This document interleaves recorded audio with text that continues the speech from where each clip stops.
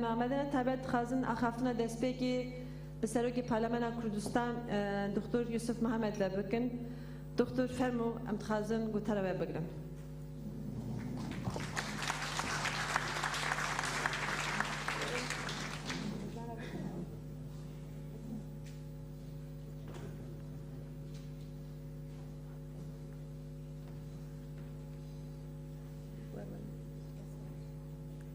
فرمو دکتر. سپاس نیروفتان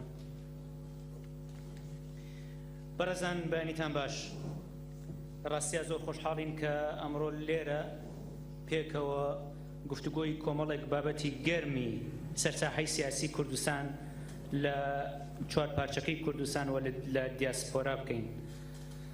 خۆشحاڵم کە لەم جوینەی ئەمڕۆی کۆنگرەی نەتەوەیی کوردستان بەشدارین و خۆشحاڵم کە هەر لێرە ژمارەیەکی زۆر سیاسی و چالاکوان و ئەو بەڕێزانەی نوێنەرایەتی گەلەکەمانەکەن چ لە ناوخۆی کوردستان لە هەر یەکێک لە پارچەکان و لە هەموو پێکاتە جیاوازەکانی کوردستان و چ لە دەرەوە لە دیاسپۆرا لێرە ئامادەن دەرفەتێکی زۆر باشە بۆ ئەوەی گەنگەشەی ئەو کێشانە بکەین کە ئەمڕۆ نەتەوەکەمان ڕوبەڕوویە بێتەوە و هەوڵیەوە بدەین گوتاری هاوبەش بدۆزینەوە لە ناو کۆی ئەو جیاوازیانەی کە هەن. بەڕێزان کەم جار بەقەدەر ئێستا کوردستان بەرەو ڕوو بووە لەگەڵ هەموو تەحەدایانەی کە بەرەو ڕوویە بێتەوە، بەڵام لە هەمان کاتیشدا دەرفەتەکانی بەردەم گەلی کوردستان دەرفەتی زۆر و ڕاستەقینەن. لەلایەکی ترەوە شاردراوە نییە کە لە بەردەم بارودۆخێکی ئاوهادا پرسیارێکی گرنگ بۆ هەمووان دێتە پێشەوە، ئەویشەوەیە ئایا چۆن دەکرێت بە باشترین شێوە بە کەمترین زیان و زیاترین دەستکەوت نەتەوەی کورد بەرەو ڕوویە و تەحەدایانە ببێتەوە، لە هەمان کاتیشدا ئەو پەڕی سوود لە دەرفەتەکانی شۆر بگرێت. بە مانایەکی تر ئەگەر سەدەی ڕابردوو سەدەی زۆرێک لە نەهامەتی و چەوسانەوەی نەتەوەیی و تراژیدیا مرۆییەکان بوو بێت بۆ کورد، چۆن دەکرێت سەدەی 21 ببێ بە سەدەی کورد، سەدەی کوردستان، نەک هەر لە بەشێک یان دوو بەشی کوردستان بەڵکو لە هەر چوار پارچەی کوردستان. ئەم پرسیارە زۆر گرنگە و لە هەوڵدان بۆ وەڵامدانەوەی ئەم پرسیارە هەمومان لە هەموو پارچەکانی کوردستان بە جیاوازی جێگە و پێگە، بە جیاوازی بۆچوون ئایدۆلۆژیەکانمان، بە جیاوازی میتۆدەکانی خەبات لە قۆناغی بزاوی ڕزگاری خواز دابین یان شێوازێک لە دەسەڵاتی نیشتیمانیمان بەدەستهێنابێت، بەشێک لە بەرپرسیارەتی مێژووییمان بەردەکەوێت.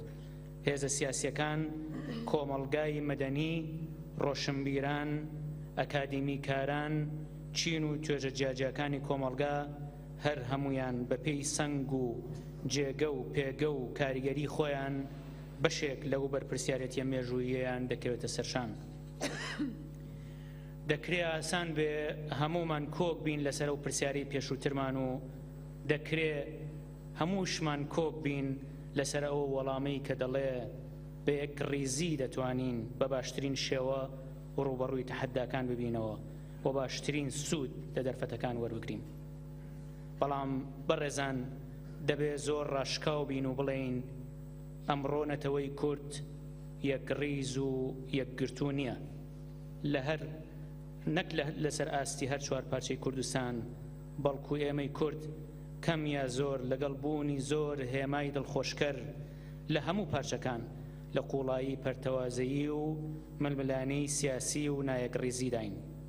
ئەوە تا هەر بۆ نمونە لە باشووری کوردستان ماوەی ساڵێکە پەرلەمان پەک خراوە و ڕۆژ دوای ڕۆژ باری گوزەرانی خەڵک خراپتر بووە و لە پێشوەچوونێکی خراپکارانەی هاوتەری بیشدا نەفەسی قۆرخکاری سیاسیش لەو بەشەی کوردستان ڕۆژ بە ڕۆژ تەشەنەی کردووە، بە شێوەیەک کە ئەمڕۆ ئەم نەفەسی قۆرخکاریە ئەم بەشەی کوردستان بەرەو ڕووی هەڵدێرێکی زۆر مەترسیدار پاڵ دەدات. هەر لێرەشەوە دەخوازم بۆچوونی خۆم بە ڕاشکاوی دەربڕم دەربارەی ئەو کێشە و ڕێگریە ڕاستەقینانەی کە هەن لە بەردەم بەرهەمهێنانی یەک ڕێزی نیشتیمانی. لەلایەکەوە ئەوە ڕاستە کە داگیرکاری و خواستی داگیرکار و دوژمنان لە پەرتکردنی کورد هۆکارێکی گرنگ بووە بۆ پەرتەوازەیی کورد، بەڵام هەرگیز نابێ ئەو تێزە قبوڵ بکەین کە ئەم پەرتەوازەییە تەنها بەرهەمی سیاسەتی داگیرکارانە. کاتی ئەوە هاتووە ڕازگۆیانە و بەو پەڕی ڕاشکاویەوە ئاوڕێکی جددی لە کێشە ناوخۆیەکانی خۆمان بدەینەوە و زۆرێک لەو کێشانە لە سەرووی هەمووشیانەوە پەرتەوازەییەکانی ناوڕیزی نەتەوە وەک بەرهەمی کڵۆڵی و لاوازیەکانی جیهانبینی و هەڵسو کەوتەکانی خۆمان ببینین. بەڕێزان، لە پانتایی سیاسی کوردستاندا هێشتا نەفەسی قۆرخکاری سیاسی، خۆبەزلزانی و نەفەستەنگی سیاسی باڵادەستە.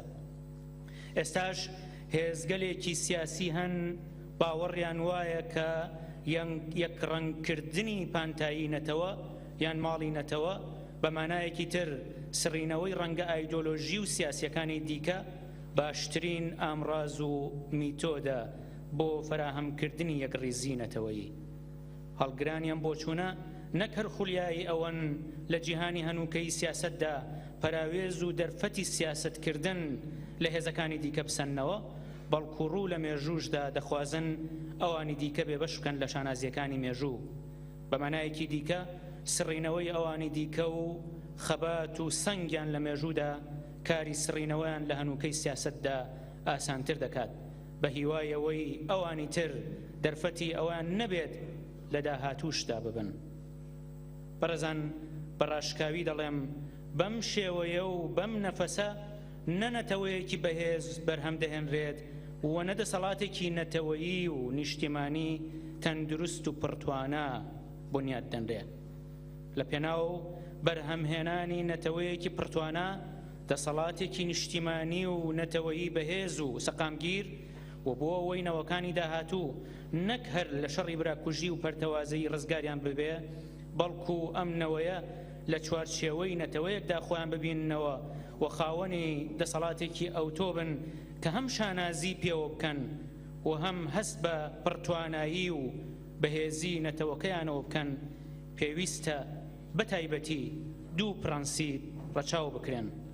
یەکەمیان دیموکراتی بوونێکی ڕاستەقینە، ئەوی تریشیان کوردستانی بوونێکی ڕاستەقینە.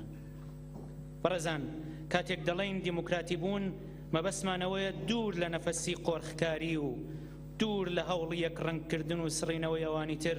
پێویستە هەموو هێز و توێژە کۆمەڵایەتیەکان هەست بەوە بکەن کە پەراوێزی کارکردن و بەشداریان پارێزراوە، جا چه لە ڕێڕەوی بزاوی ڕزگاری خوازیدا بێت یان لە دەسەڵاتی نیشتیمانی و ژیانی دامەزراوەیی و دەوڵەتداریدا بێت. ناکرێت بۆ نمونە هێزێکی سیاسی بە ژمارە و نوێنەرایەتی کەمی نەبێت، بەڵام بە بیانوویەوەی لە مێژوودا زۆری نەبووە و سەنگێکی جیاوازی هەبووە و بەو پێش باڵادەست بووە، ئەمڕۆژ هەر باڵادەست بێت، نەک هەر ئەو، بەڵکو دوا ڕۆژیش هەرهی ئەو بێت. لە بنیادێکی دیموکراتیدا هەمووان بەشدارن، هەمووان چۆن بەشێک لە شانازی سەرکەوتنیان پێدەبڕێ هەروەش بەرپرسن لە شکستەکان. ئەگەر هێزەکان بە هەمویان هەر یەکێک بەقەدەر سەنگ و پێگەی خۆی دوجار پانتایی سیاسی نەتەوە پێک دەهێنن و هەر یەکێکیان بە پێی قوارەی سیاسیان بەشێکن لە جەستەی نەتەوە، ئەوە زۆر گرنگە هەر هێزێک شکستی هێزێکی تر یان هێزەکانی تر یان پارچەیەکی کوردستان بەهی خۆی بزانێ و سەرکەوتنیشیان بە سەرکەوتنی خۆی بزانێ، چونکە دوجار بە لۆژیک و بیرکردنەوەیەکی دروست و تەندروستی نەتەوەییانە شکستی هەر هێزێک هی نەتەوەیە و سەرکەوتنی هەر هێزێکیش دیسانەوە سەرکەوتنی نەتەوەیە. لەلایەکی دیکەوە پرەنسیپی کوردستانی بوونی ڕاستەقینە زۆر گرنگە بۆ بەرهەمهێنانی نەتەوەیەکی کوردستانی بەهێز. کاتێکیش دەڵێن کوردستانی بوونی ڕاستەقینە بەبەسمانەوەیە کە لەسەر بنەمای هاوڵاتی بوون و لەسەر بنەمای ئەوەی کە لە ڕێکخستنی پانتایی و فەزای نیشتیماندا دەبێ هەموو هاونیشتیمانیان و توێژ و گروپە جیاجیاکان جێگەی شایستەی خۆیان پارێزراو بێت. هیچ هێزێکی سیاسی بە هەر بەهانەیەکەوە بێت بۆی نییە باس لەوە دەردانی هاوڵاتی بکات لە پانتایی نیشتیمان. بە مانایەکی دیکە لەبەرەوەی هەمووان کوڕ و کچی ئەم نیشتیمانن، هەمووان مافیان لەم وڵاتەدا پارێزراوە، نابێت کەس لە سەروی کەس بێت و پێویستە هەمووان لە ئاستی یاسا و دامەزراوەکاندا هاوسان بن. بە مانایەکی دیکە بنبڕکردنی ئەو کولتورە سیاسیی کە دامەزراوە لەسەر خۆرخکاری بە مانایەکی دیکە بنبڕکردنی ئەو کولتورە سیاسیی کە دامەزراوە لەسەر خۆرخکاری، خۆبەزلزانی، بینین و دانانی خۆ لەسەروی یاسا، هەوڵدان بۆ یەکسانکردنی نەتەوە و پانتایە سیاسیەکەی بە پانتایی حزب یان سندنەوەی شانازیە مێژوویەکان لەوانی دیکە پێداویستیەکە کە دواخستن هەڵناگرێ. دواخستنی بنبڕکردنی ئەم جۆرە لە کەلتوری سیاسی ڕێگە پێدراو نییە. لە ڕاستیدا تا نەمانتوانی بێ ئەو کەلتورە سیاسیە بنبڕکەین، ئەوە نەک هەر نەمانتوانیوە خۆمان لە هۆکارێکی لاوازی و کڵۆڵی و پەرتەوازەیی ڕزگار بکەین، بەڵکو نەشمانتوانیوە خۆمان لە هۆکارێکی گرنگی شەڕی براکوژی و دوو ئیدارەیی و نەفەسی لە ناوبردنی جەستەیی ئەوی تریش ڕزگار بکەین. ئەوە مەترسیە گەورەکەیە. ئێمە هەر لە ڕۆژی دەستبەکاربوونمان لە پەرلەمانی کوردستان، لەم خولەی پەرلەمانی کوردستان، بە جیاوازی بیرروبۆچوونمان و بە جیاوازی فراکسیۆنە جیاوازەکانی پەرلەمان ئەوەمان لەبەرچاو بووە کە لە هەموو بەشەکانی کوردستان چاو بڕاوەتە سەر ئەو پەرلەمانە و ئەم پەرلەمانە بە ڕەمزی نەتەوەیی و نیشتیمانی دەزانرێ. لە بەرامبەر ئەوەدا هەوڵەکانمان بەردەوام بۆ ڕاستەیە بۆ کە تا بکرێ و لە مەسەلە نەتەوەیەکاندا پەرلەمانی کوردستان نەک هەردا بڕاو نەبێت، بەڵکو تا ئەو جێگایەی بۆی دەکرێت لە خەمی مەسەلە نەتەوەیەکاندا بێ و بە وردی چاودێری باری سیاسی و بەرەو پێشچوونەکانی بەشەکانی تری کوردستان بکات. نەک هەر ئەوە، بەڵکو پێی توانە کاردانەوەی پڕ بە پێستی ڕوو لەو بەرەو پێشچوونانە هەبێت کە لە هەر یەکێک لە پارچەکانە ڕوویداوە. بڕیاری پەرلەمانی کوردستان بە نادرنی هێز بۆ ڕۆژاوا بۆ یارمەتیدانی خوشک و برایانمان لە بەرگری و خۆڕاگری بێوانانیان بەرامبەر بەرەخراوی تیرۆریستی و تاریکی داعش وەدانان بە ئیرادەی گەلەکەمان لەو بەشەی کوردستان تەنها نمونەیەکن لە خەمخۆریەکانی پەرلەمانی کوردستان ڕوو لە کێشەنەتەوەیەکانی کوردستان لە هەموو پارچەکانی نیشتیماندا. هەر بەم نەفەسەش شانازی ئەوەمان بەرکەوتووە کە لە هەر جێگایەک لە پەیوەندی دیبلۆماسیەکاندا بۆمان لوا بێت تا کراوە باسی خەمەکانی پارچە جیاجەکانی کوردستانمان کردووە، باسی تێکەڵاوبوونی خوێنی گەریلا و شەڕڤان و پێشمەرگەی ڕۆژهەڵات و باشوورمان کردووە، باسی گرنگی ئاوەدانکردنەوەی شەنگال و جەلەولا و کۆبانیمان بەیەکەوە کردووە. بەڵام ئەمە تەنها بەشێکی کەمە لەو بەرپرسیە مێژوویەی کە هەمانە بەرامبەر بە خوشک و برایانمان لە هەموو بەشەکانی کوردستان. بەڕێزان، سەرڕای هەموو ئاستەنگەکان لە بەردەم بەرەو پێشچوونی گوتاری هاوبەشینەتەوەییمان، بەڵام خەباتی هاوبەشی گەلەکەمان لەبەرەی پێشەوەی ڕوبەڕووبوونەوەی تیرۆر و تێکەڵبوونی خوێنی ڕۆڵە گیانفیداکانی گەلەکەمان لە هەر چوار پارچە و دیاسپۆراش دەبێت هاندەرمان بێت بۆ هەرچی زیاتر لێک نزیک بوونەوە و کاری هاوبەشینەتەوەیی. جیاوازیەکانمان بخەینە خزمەتی یەکتر و یەکتر تەواوکردن، نەک یەکتر سڕینەوە. هێزی گەلەکەمان ڕێک بخەینەوە و بە استراتیژێکی هاوبەشەوە ئەم سەدەیە بکەینە سەدەی بەدیهێنانی ئاماجەکانمان. بە هیوای سەرکەوتن بۆ کۆنگرەی نەتەوەی کوردستان و جەباتی ئەم جارەی کۆنگرە، بەو هیوای بتوانین لە داهاتوویەکی نزیکدا سەرجەم هێزە نیشتیمانیەکانی نەتەوە لە ژێر چەترێکی هاوشێوەدا بە هاوبەشی کۆبکەینەوە. هەزاران سڵاو لە گیانی شەهیدانی کورد و کوردستان کە داهاتوویەکی ڕووناک بۆ ئێمە ڕەنگڕێژەکان. زۆر